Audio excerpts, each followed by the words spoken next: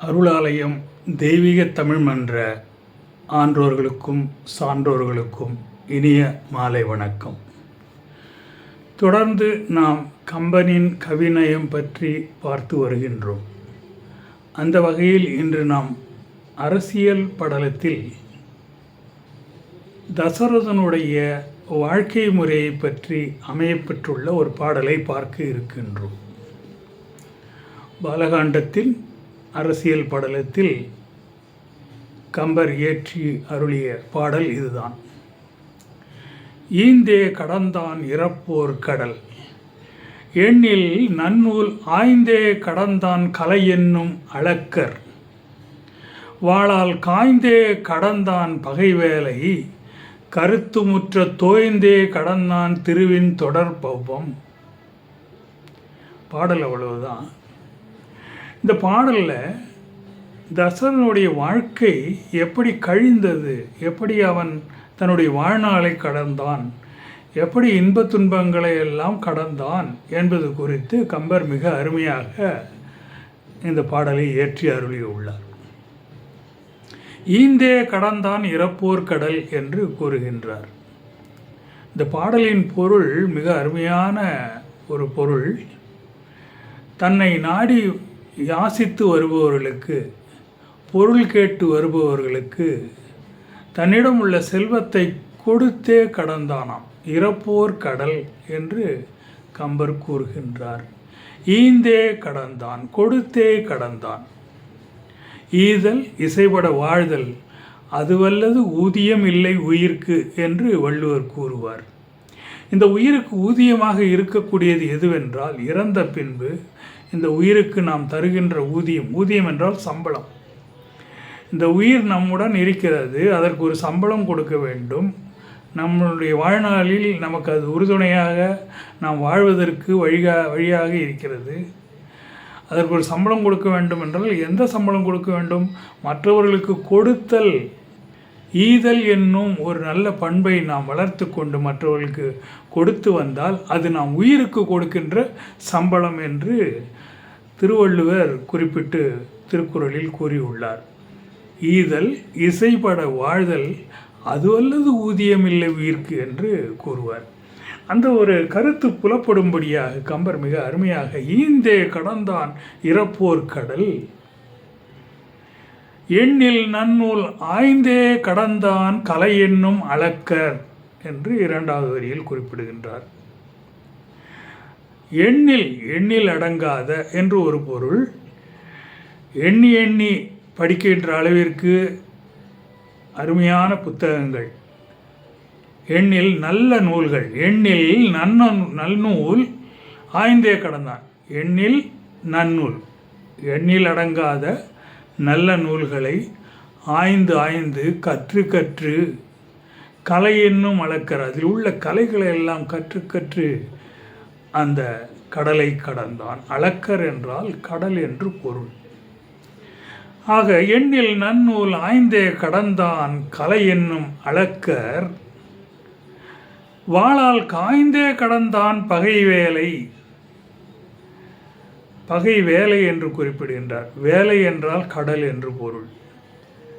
கடல் போன்ற பகைவர்கள் தன்னுடைய நாட்டிற்குள் நுழைந்து விடாதபடி, அவர்கள் நுழைந்தாலும் சினந்து, காய்ந்து என்றால் சினந்து என்று பொருள், காய்ந்து தன்னுடைய வேலால் அவர்களை வீழ்த்தி அந்த கடலை கடந்து வந்தான். வாளால் காய்ந்தே கடந்தான் பகை வேலை, கருத்து முற்ற தோய்ந்தே கடந்தான் திருவின் தொடர் பவ்வம் என்று முடிப்பார். பவம் என்றால் கடல், திருவின் தொடர் பவ்வம். அப்படி என்றால் திரு என்றால் செல்வம் என்று பொருள். இந்த உலகத்தில் செல்வம் பறந்து கிடக்கிறது, நிறைந்து கிடக்கிறது. தசரதனிடம் இல்லாத செல்வமா? எவ்வளவு செல்வம்! தங்கமும் வைரமும் வைடூரியமும் அவனுடைய கஜானாவில் நிறைய இருந்தன, குவிந்து கிடந்தன. செல்வம் இருப்பதற்காக அவன் ஆடிக்கொண்டிருந்தானா? மது போதையில் விழுந்து விட்டானா? இல்லை. இதனை தெளிவுபடுத்தவே கம்பர் சொல்கிறார், கருத்துமுற்ற தோய்ந்தே கிடந்தான் திருவின் தொடர்பவும். எவ்வளவு செல்வங்கள் நிறைந்திருந்தாலும் கருத்தில் நல்லதை மட்டும் எண்ணி அந்த நல்ல செயலுக்கு மட்டும் அந்த செல்வத்தை பயன்படுத்த வேண்டும் என்று கருதி அந்த செல்வ நிலையிலிருந்து கடந்து வந்தானாம். ஏனென்றால் ஒருவனுக்கு செல்வம் அதிகமாகிவிட்டால் அவனை அந்த செல்வம் மூழ்கடித்து விடும், தாண்ட விடாது.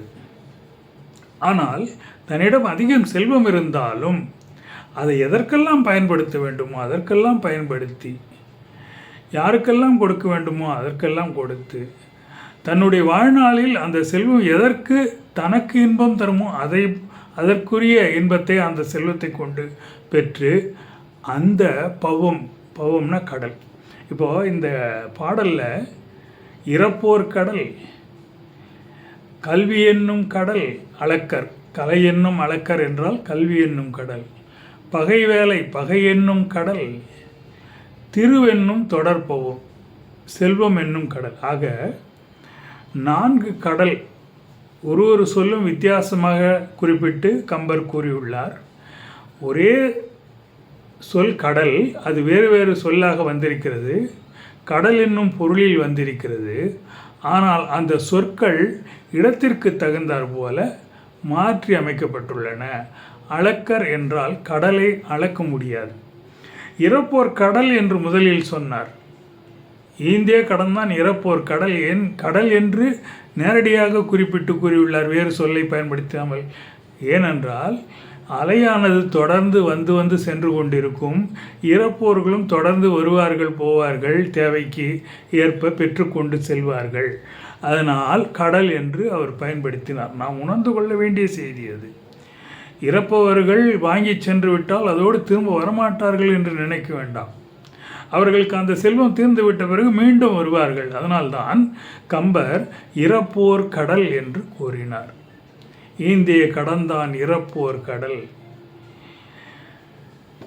எண்ணில் நன்னூல் ஆய்ந்தே கடந்தான் கலை என்னும் அளக்கர். கலை என்னும் அளக்கர் என்று, அளக்கர் என்ற சொல்லை கடல் என்று இந்த இடத்தில் பொருளாக குறிப்பிட்டு கூறியுள்ளார். ஏனென்றால் கடலை அளக்க முடியாது. அதுபோல் கல்வியை இவ்வளவுதான் கல்வி, இதுவரைக்கும் படித்தால் போதும், இதோட கல்வி எல்லாம் முடிந்து விட்டது, இத்தனை வேதம் படித்தால் போதும், இத்தனை ஆனால் கற்றது கையளவு கல்லாதது கடல் அளவு என்று சொல்வார்கள் அல்லவா.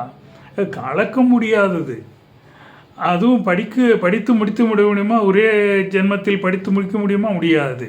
கல்வி கரையில் கற்பவர் நாள் சில என்று நாலடியாரும் கூறுகின்றதல்லவா. அந்த வகையில் கம்பர் பெருமான் மிக அருமையாக அந்த சொல்லை கலை என்னும் அளக்கர் என்று குறிப்பிட்டு கூறியுள்ளார். பகை என்னும் வேலை, வாளால் காய்ந்தே கடந்தான் பகை என்னும் வேலை. பகைவர்கள், வேலைனா கடல், எவ்வளோ பகைவர்கள் வந்தாலும் இந்த இடத்தில் அளவுக்கு அதிகமான பகைவர்கள், அங்கு ஆழத்தை அளக்க முடியாது. கலை என்னும் கல்வி கடலின் ஆழத்தை அளக்க முடியாது என்பதால் கலை என்னும் அளக்கர் என்றார். இந்த இடத்தில் வேலை என்றார். வேலை என்றால் வேல் என்று அர்த்தம் இல்லை, வேலை என்றால் கடல் என்று பொருள். தொடர்ந்து வந்து கொண்டிருக்கின்ற எதிரிகளை காய்ந்தே கடந்தான் என்று பொருள். ஆக வாளால் காய்ந்தே கடந்தான் பகை வேலை.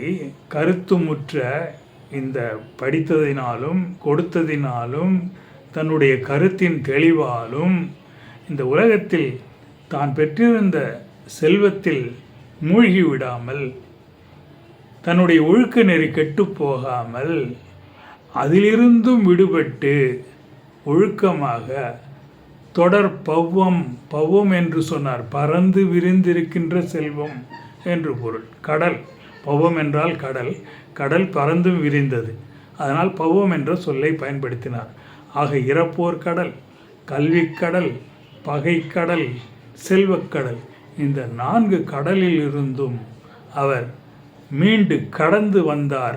அவருடைய வாழ்க்கை செழுமையாக இருந்தது என்பதை கம்பர் மிக அருமையாக சொற்பொருட் பின்வரும் நிலை அணியாக அந்த கடல் என்னும் சொல்லை பயன்படுத்தி பாடியுள்ளார் என்பதை நாம் உணர்ந்து கொள்ள வேண்டும்.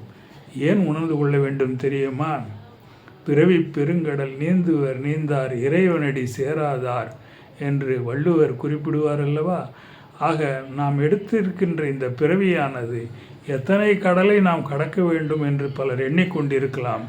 பல கடல்கள் உண்டு, அவை 4 மொத்தத்தில் என்பது கம்பனுடைய கருத்தாக நாம் உணர்ந்து கொள்ள வேண்டும். கம்பனுடைய கருத்து என்னவென்றால், பிறவி என்னும் இந்த பிறவியில் நாம் கடக்க வேண்டிய கடல் 4. 1 இறப்போர் கடல், யாசித்து வருபவர்களுக்கு கொடுக்க வேண்டும். 2 கல்விக்கடல், எவ்வளவு முடியுமோ அவ்வளவு கற்று கலைகளை அறிந்து கொள்ள வேண்டும். 3 எதிரிகளை அடக்கி வாழத் தெரிய வேண்டும். எதிரிகள் கடல் போன்று இருக்கிறார்கள், அவர்களை அடக்கி வாழத் தெரிய வேண்டும், அந்த கடலை கலக்க வேண்டும். 4 நாம் சேர்த்த செல்வத்தை முறையாக பயன்படுத்தி அதிலிருந்தும் மீண்டு விட வேண்டும். ஆக இந்த 4 கடலை கடந்து விட்டாலே பிறவி என்னும் பெருங்கடலை நீந்தி விடலாம் அல்லவா? அடுத்து ஒரு பாடலை, கம்பரின் கவிநயத்தை கம்பராமாயணத்திலிருந்து பார்ப்போம்.